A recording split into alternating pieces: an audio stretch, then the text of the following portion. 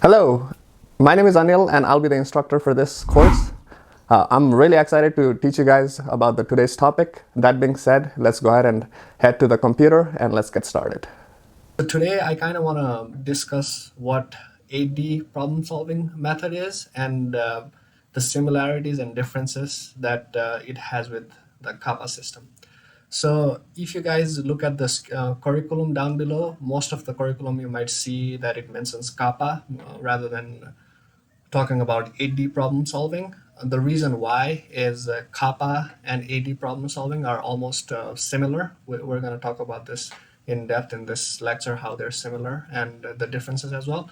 But since these are very similar processes, and on top of that, medical device industry and pharmaceutical industry prefers corrective action and preventative action, or CAPA, instead of 8D problem solving, which is why I'm focusing on CAPA system, right? But the good thing is, if you know about the CAPA system, be you'll be able to basically do the 8D problem solving methodology pretty easy because all the steps are basically the same. So once you are very familiar with the CAPA system, that would basically means you're very familiar with the 8D problem solving methodology, right? So with that being said, let's get started. What is 8D problem solving methodology? So 8D problem solving methodology means 8 disciplines of problem solving. So it basically has 8 different steps that one needs to go through in order to solve an issue, or if they have failures or the issue in hand that they're going through.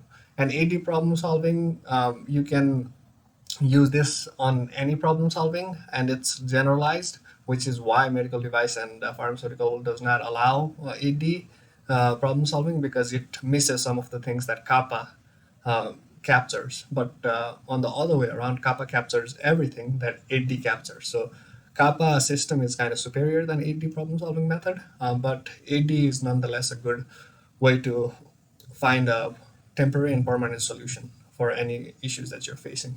So the first disciplines of the 8D is basically creating a plan. Once you have a issue, then you have to kind of make a plan surrounding it. What is the issue? Uh, how big of an issue this is, and how much of a labor and expertise is your company willing to put into this project. So you basically create a plan, right? That's the first step.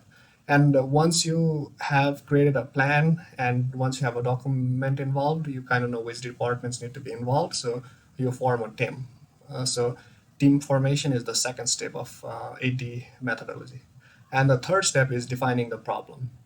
As we've already talked about in CAPA, we need to know what the problem is, and we have to clearly define the problem statement and description for us to even find a solution, right? Because if we define the problem wrong, we're going to end up with the wrong solution. So in 8D, just like CAPA, they also go ahead and do the defining of the problem. And after that, 8D goes to finding temporary solution directly. So once they kind of know what the problem is, they want to reduce that problem as low as possible by implementing temporary solution. So they brainstorm temporary solutions that they can in place on their processes or in their systems, which will reduce the failures on the meantime, right? This does not have to be a really big solution.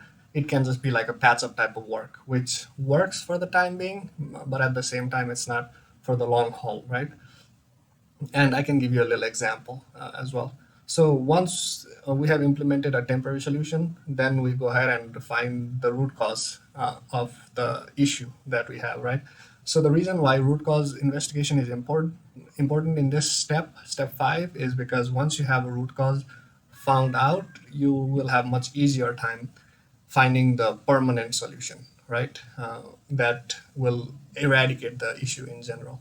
Because if you know X, Y, and Z is causing that issue, then if you mitigate that X, Y, and Z, that issue will not be there. The basic thing of root cause investigation is that much. Once you find what is causing it, and if you take out the cause, you won't have the problem. So that's why you find root cause, doing root cause investigation and analysis tool. For example, fishbone chart, 5 whys, and process maps and stuff like that. Those are the tools that you can use. And once you have done the investigation, and once you have found the root cause, you go ahead and look for the possible solution, which is step 6, right?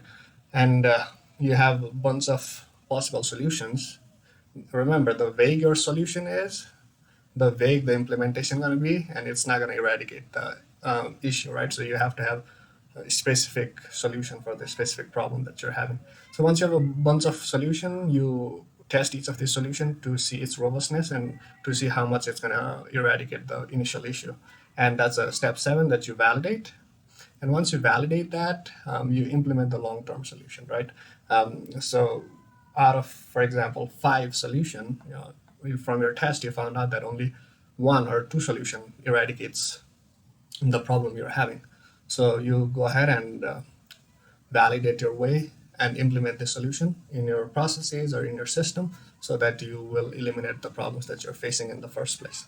And once you have done that, once the solution has been implemented, and once you basically collect data ensuring that the solution is the right solution, then you go ahead and congratulate your team for the hard work that they did. So as you guys can kind of see, this process is really similar to CAPA process, but CAPA process is a little in-depth, and it focuses a lot on documentation, because whichever organization or whichever domain you're working, as you might already know, documentation is the most important thing that you need to do. Because if you don't have documentation, it's as same as you didn't do it. So you need to have proper documentation. And CAPA process not only blankets the 8D methodology of problem solving, it also documents each of the thing in very tight fashion. So even if you're working in regulated industry, for example, medical device, aeronautical side, right, Boeing or Airbus, or pharmaceutical like Pfizer, they are known to follow CAPA system. And yeah, to kind of run through CAPA system, as we have already talked about, you establish the problem statement, but you define it and you have a proper CAPA file, right? And once you have that, you do the root cause investigations. You use different root cause investigation tools, and you find the temporary solution just like in 8D, right? And then you brainstorm all the possible solution from the root cause investigation that you have, just like 8D. And you test the robustness of the solution, just like step 7 of 8D process, right? Validate and implement the long-term solution. But where CAPA comes in better than 8D is once this CAPA process is regulated, so a lot of departments are looking into it, right? And